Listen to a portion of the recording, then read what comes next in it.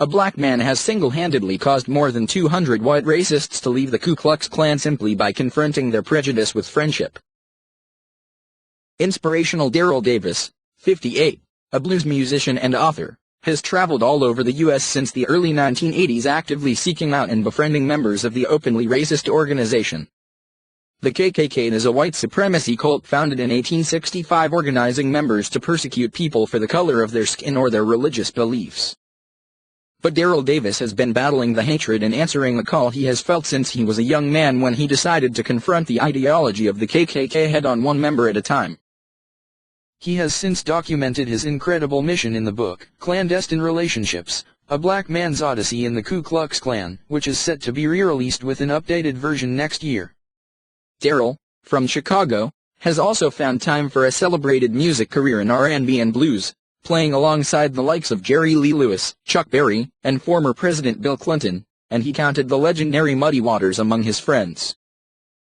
Daryl said, "Music absolutely played a massive role in bridging many gaps in the racial divides I would encounter.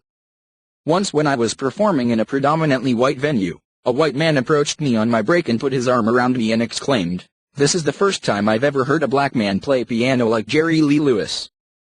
I quickly enlightened him as to the origin of Jerry Lee's music and told him that Jerry Lee had learned that style from black boogie-woogie and blues piano players.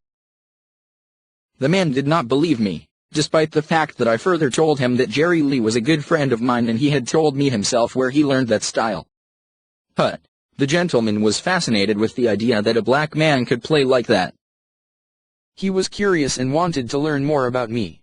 It was then revealed to me by him that he was a member of the Ku Klux Klan.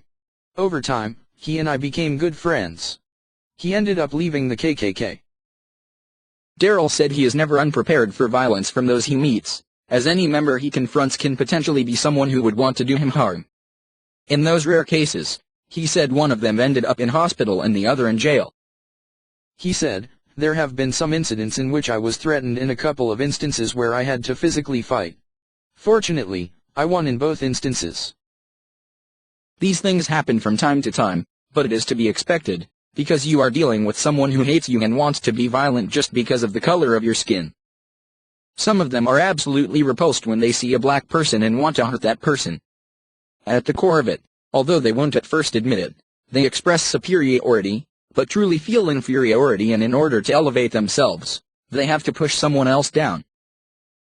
A meeting that could have ended up in violence was when Daryl met a Grand Dragon, a rank in the KKK, in Maryland, a man called Roger Kelly.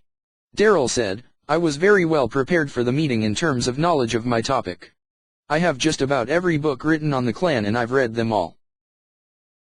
In fact, I know more about the KKK than most Klan members know about their own organization." Knowledge, information, wit, and the way you disseminate these attributes can often prove to be a more disarming weapon against an enemy or some with whom your ideology is in conflict, than violence or lethal weapons.